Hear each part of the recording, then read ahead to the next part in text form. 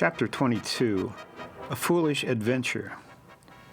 While praying for Carla the next morning, Ken felt overwhelmed by a sense of responsibility for the part he had played in leading her into her present danger. After all, he had introduced her to the field of psychic research and encouraged her to ever deeper involvement, even when she'd had little interest in it herself, and her editors at that time had not been supportive of this new direction her writing was taking. She wouldn't be associated with Frank, and heading for who could say what ultimate delusion or destruction at the hands of the Nine, had it not been for his influence in the past. That realization became an overpowering burden. Instead of taking this feeling of guilt to God for forgiveness and asking his direction, Ken began to think of what he could do to make up for having led Carla astray, something to help her now. In that obsessive frame of mind, the insistent thought wouldn't leave him that he ought to call the CIA in San Francisco. It really didn't make sense, but driven now by a crushing sense of guilt, he became the victim of an irrational compulsion. Checking with the operator, he found that there was no listing there or in Los Angeles. Eventually, he called Virginia Information, got the number of the headquarters in Langley, and dialed it, wondering exactly what he would say. CIA, intoned the girl on the switchboard. I need to talk to whoever's in charge of your West Coast operations. What kind of operations? It involves a psychic research installation. After a long silence, she came back on the line and said, I don't find any listing for psychic research or anything with psychic in it.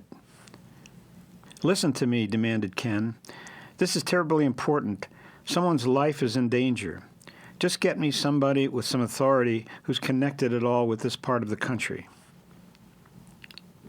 Quickly, the operator assured him, I'll put you through to someone who may be able to help you. After a few moments, a male voice said, Hogan. Mr. Hogan, my name is Ken Inman. I'm calling from Palo Alto. There's someone out here who is working for you, and I wanted to let you know that her life is in great danger. What kind of danger?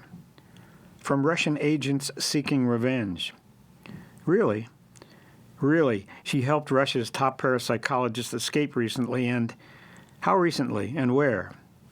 Last week in Paris. I think someone's been pulling your leg. There wasn't a high-level Russian defection anywhere in the world last week. If there had been, I'd have known it. Look, Hogan, I've got top security clearance with NASA and the Pentagon. I've designed computer systems for your agency as well as for military intelligence. I'm not a kook. I know what I'm talking about, and if you don't, then I guess it's too highly classified. Do you know anything about a secret psychic research installation near Palo Alto, run by Frank Layton? If I did, obviously I couldn't tell you. A citizen of the United States who helped a Russian scientist defect and who's getting involved with your agency is in great danger. She has to be protected, and nothing's being done about it. How do I get some action?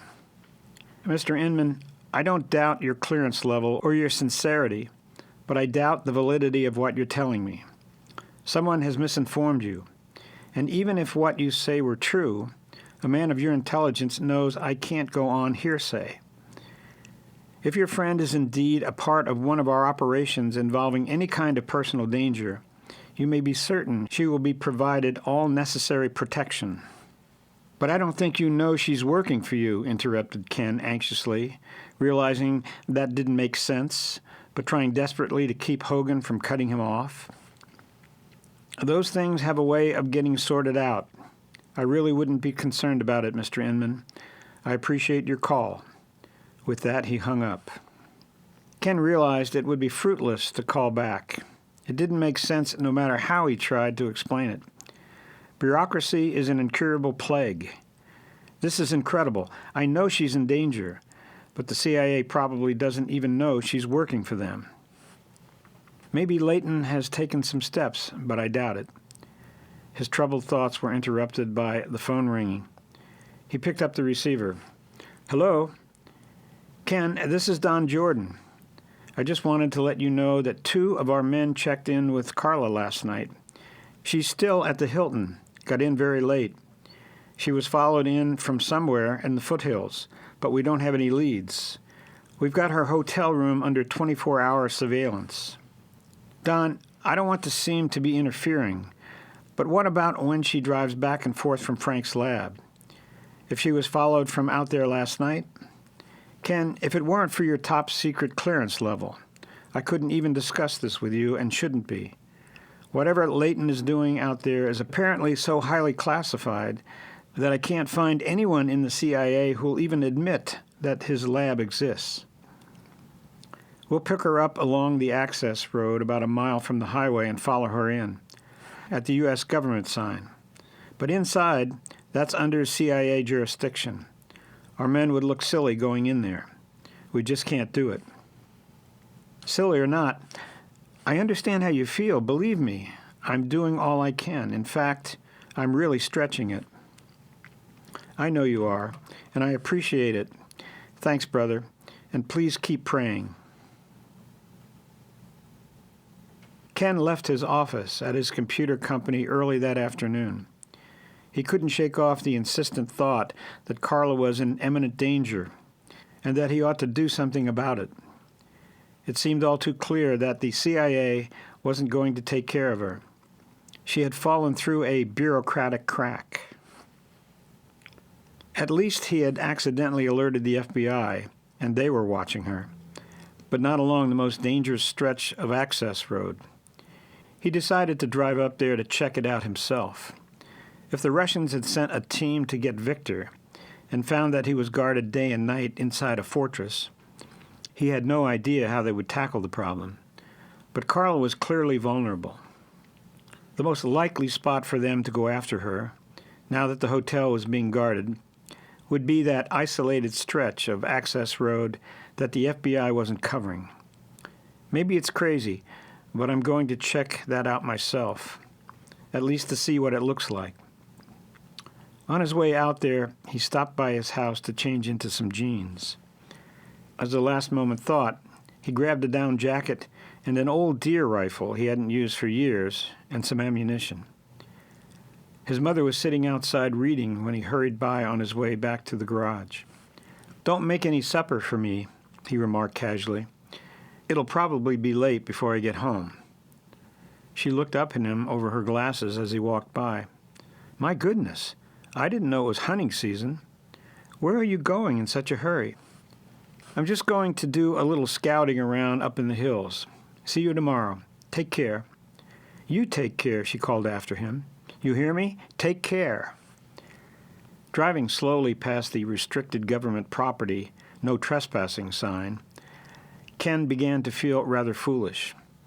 It would be very embarrassing to meet Leighton, or Carla for that matter, on their way to Palo Alto.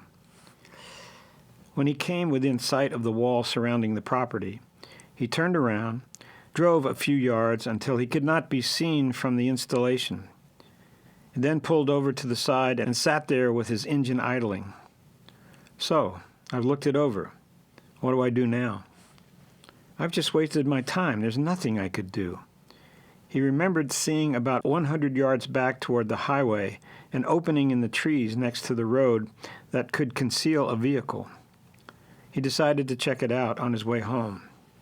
Dusk was now settling fast under the tall redwoods. When he came to the narrow clearing, he got out of his car and inspected it with his flashlight. It went deeper into the woods than he had thought, more than 20 feet, and he noticed there were tire tracks that continued back under the trees farther than necessary if one were merely turning around. Someone has been parking here. A hunter, perhaps. Poaching on government property? Not likely. Game is scarce in this area. The tracks look very fresh. A foolhardy thought crossed his mind, and he rejected it. But it came back again and again. Getting into his car, he drove on another quarter of a mile and pulled off the road as far as he could at one of the few spots where the shoulder was a bit wider than usual. Then he scribbled a note on a scrap of paper. Ran out of gas. I'll be right back. And stuck it under the windshield wiper. Loading the rifle, he put some extra ammunition in his pockets, locked the car, and started off down the road with the gun wrapped in the down jacket. 5 minutes of brisk walking brought him back to the narrow clearing. It was now after 6 o'clock and nearly dark. Suppose Russian agents are planning to use this spot tonight. Somebody parked in here very recently. I want to scare them away, but I'd also like to be able to identify them. How can I do that? Afraid to use his flashlight, he groped around until he found some large, loose branches, 2 nearby logs small enough for him to drag, and some hefty boulders. He carefully made a low barrier, somewhat less than a car length, inside the trees. A driver backing in would not be likely to notice it in the dark, especially if he had been there before and had been able to drive back much farther out of sight. Ken found a hiding place in a cluster of high ferns about 20 feet away, just behind a large tree. There he settled down to wait. The night air grew cold. Good thing he'd brought the heavy jacket. He shoved his hands deep down into its warm pockets. The rifle lay across his lap. 1 hour went by, then 2. He must have dozed off. The sound of a car engine approaching from the highway jolted him awake. Now he could see its lights coming intermittently through the trees. It slowed, stopped directly in front of him, then began to back into the narrow opening. Ken's heart began to pound. He released the safety and moved over to crouch up against the tree. In the dim illumination of backup lights, he could just make out the low barricade he constructed, but the driver apparently didn't see it. There was a crash as the tailpipe hit a large boulder, the grinding of another boulder under the gas tank, and a dull thump as the rear tire struck logs. Doors opened, and 2 men jumped out and ran back to investigate. The volley of angry words left no doubt that these men were Russians. He froze against the sheltering tree trunk. They shined flashlights on the debris and kicked at it in anger, then yelled something at the driver. He pulled the car up, and they started to move the rocks and logs out of the way. There were subdued mutterings as they held a brief consultation. Hurriedly, they got back into the car and drove off. So there is a Russian team on Carla's trail, and they had planned to wait for her here. I've got to get word to the FBI. Should he go to the guards at the gate? They'd probably just run him off, wouldn't even listen to him.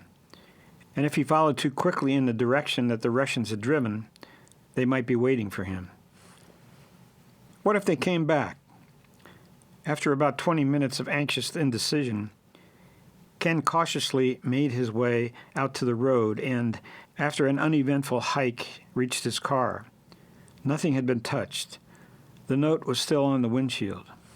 Getting in, he drove out to the highway as fast as the curves would allow without seeing anyone. It seemed forever before he came to a public phone on the way into Palo Alto. From there, he dialed his friend Don Jordan's residence, a number that he knew by heart. After a few rings, there was a tired hello. It was Don's wife. Gloria, is Don there? Who is this? Oh, Ken, I didn't recognize your voice. Don's getting dressed right now to go into the office. There's an emergency. I've got an emergency, too. Something awfully urgent. Can you put him on for just a minute? Hold on. There was a brief wait, then, hello, I'm really in a rush, Ken. Listen, I was up on the road into Layton's fortress, and I ran into some Russian agents. You did? How did you know they were Russians? I was hiding near a spot I thought someone might use to park out of sight, about 200 yards from the installation, when this car backed in. 2 of them got out, and they were talking Russian. Then they took off. How long ago was that? About 40 minutes, maybe a little more. You can be very thankful, Ken. We had 2 special agents in a car on that road beginning about 9 o'clock. waiting to follow Carla back to her hotel. They must have gotten there just before the Russians drove out. They radioed that they were attempting to pull over a car they had pursued out of the private road. They chased it down toward Palo Alto, and then it turned off to the north. By the time our backup units and the highway patrol found their car, our men were dead. We have an APB out, but we don't know who we're looking for. We have a vague description of the car, but no license number. You mean they were too much for your men to handle? Gasped Ken. Who are these guys? It's a special Russian team, like I suspected would be coming. You mean the Spetsnaz? No, a secret psychic combat group 10 times more dangerous. We don't have anyone on the West Coast capable of dealing with them. We've sent to Virginia for some special commandos. They'll have that road blanketed by tomorrow night. What about Carla? I don't think she's in any immediate danger. We've probably scared them off, for the moment at least. But we've got another team out on the road now waiting for her. They'll escort her to the hotel. Ken, I've got to go. I'll keep you up to date. Thanks, Don. Listen, do me one favor, will you? What's that? Don't try to play cops and robbers anymore. You may have saved Carla's life tonight, but stay out of this from now on. I mean that. For your own good and for Carla's. Is that clear? I hear you, Don.